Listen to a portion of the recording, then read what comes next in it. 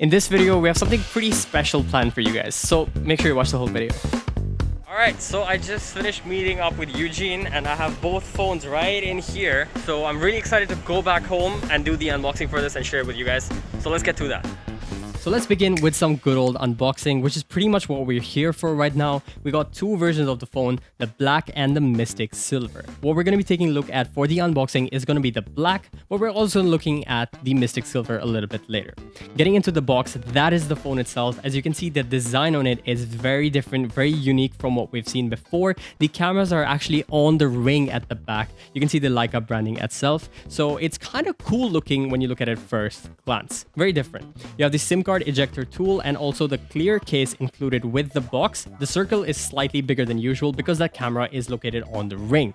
Now you also get a 66-watt fast charger, a little bit on this later because this thing is quite impressive for speed. You also get headphones with the Type-C included because there's no headphone jack, and also the Type-C cable obviously. Now let's look at the phone itself. Pulling it out, you can see that it is very, very premium looking, but that also means a lot of fingerprints expected from this. The design overall looks really great. I really like how it looks. Even the front having two cameras, it looks really, really nice. Now the power button and the volume rockers are located on the right of the phone. At the top, you've got the speakers and the microphone. On the bottom, you have Type-C, SIM card ejector tool, and bottom-facing speakers. And that's the Mystic Silver variant. We told you we're going to show you both, and side by side, they look gorgeous. Like I said, it's a very premium finish to it. You get a bunch of colors when you look at it separately. Both designs are very different, very unique, look very nice as well to the eye. I like how the camera is located on the ring itself and not inside it like other phones have done, and it looks and feels very, very good at hand. Now let's get into the phone itself. Before I could even play with the phone, Eugene told me he'll give it to me with 1% battery just to see how quickly we can charge this, and that's exactly what I did with the 66-watt charger that's included. Now let's look at the time when I started the charge and when I finished. We started at about 8:45 and you can see the charge finishes at 9:28. So just in about 45 minutes, you get a full charge out of this. Very quick, very fast. Fingerprint sensor located within the screen, and it's very quick and snappy. You also get a 3D Face ID that works really well. Whatever angle you're looking at it from, it's going to unlock your phone. It works really well. As you guys can see, the front sensing for it is really good. Unlocking the phone is actually very, very quick compared to some of the phones we've seen. Now let's talk about the specs on the model that we had. We got the 8GB RAM, 256GB of storage. The UI it's running is EMUI 11. The always on display on this is really fun, really interactive. It only animates when you're looking at the screen. Really cool design, very cool touch to it to make it feel a little bit more active and alive. The screen display tapers over the edges. You have that curved display. For people who like this, will really like this.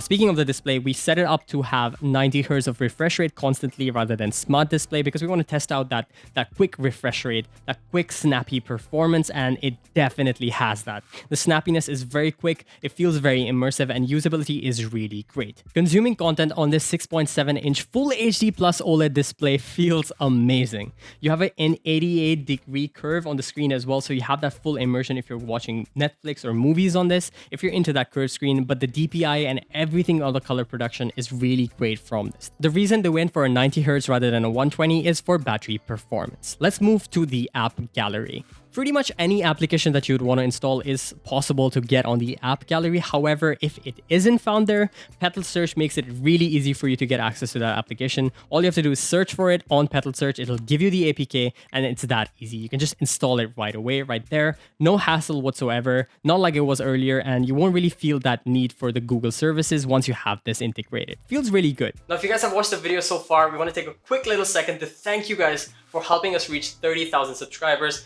We wouldn't have been here without any of you guys supporting us. Now let's head towards that 50,000 subscriber count, and let's just go up from there. Now, we couldn't get any benchmark tests as of now because it's still early on, but the performance can be compared to the Snapdragon 865 from Qualcomm, even beating that by a little bit of a margin, as I was told. Now, you could probably compare it to the 865, but that's yet to see, and we'll find out more on that with later release of the phone. Now, let's talk about the camera, which is the big hitter with this one.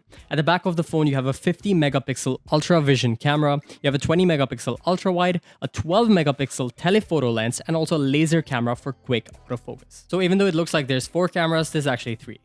The first picture is of my bird. As you can see, the quality, retention, and detail on this is remarkable, as we've seen. HDR performance as well always looks good on Huawei phones. Their HDR is really killer, and in this version, they've really improved on their HDR capabilities. 50 megapixel versus a regular shot. You can see right there the comparison side by side. Portrait mode has been improved. You can take portraits up to 3 times in zoom. This is 1x. You can move on to 5x in portrait zoom as well. As you can see, the HDR skin tones look really good. Even the ultra wide has been improved. As you can see, there's no distortion. Usually ultra wide will distort your facial features. Looks really weird if you take an ultra wide, but this has auto correction using AI, and it kind of fixed that for you.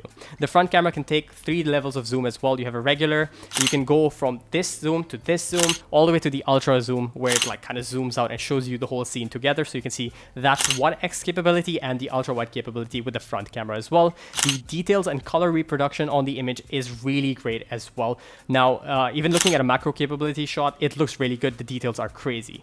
Let's look at some nighttime mode shots with this. Nighttime for Huawei is an easy win. They do it so well. Nighttime performance with the ultra wide lens, even the 1x lens, you can see there's pretty much no noise visible. Sharpness is great. HDR is great. Colors look really great.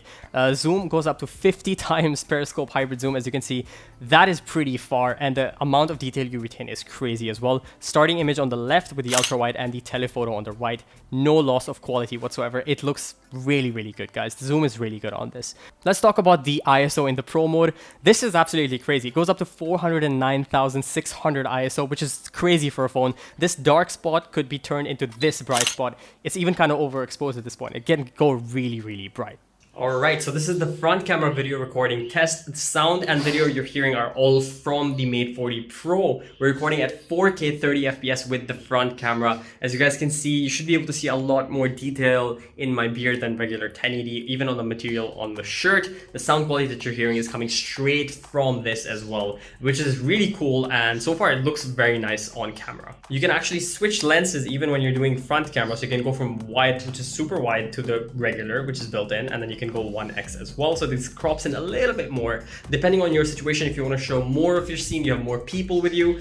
I don't have friends, but if you do, you can put them in this, and it looks pretty good. All right, so this is now the back camera recording at 4K 30 FPS. What you're seeing is the image quality coming from that, and also the audio coming straight from the phone itself. Image quality wise, it looks pretty good on screen, as I can already tell. I have a mirror behind you guys, by the way. There, say hello.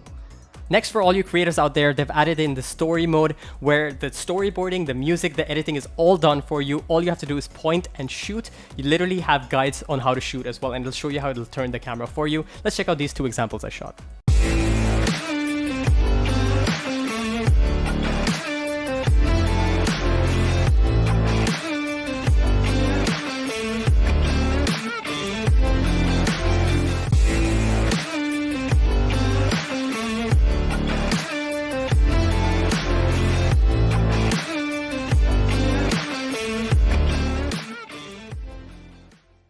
Now, obviously, there's a lot of features that we could not show you in this video just because of that time restriction that we had, but it has really great features integrated within it that we would love to explore with the full review that we'll probably do sometime in the near future. If things like the golden snap that removes shadows, removes passerbys, removes reflections from the image, high image quality in low light. You also have that ultra wide angle distortion control with intelligent AI recognition. They even have a tracking capability where it zooms in and tracks for you automatically. On a wide image, it'll zoom in and kind of keep you in focus the whole time. Really great stuff coming out of it.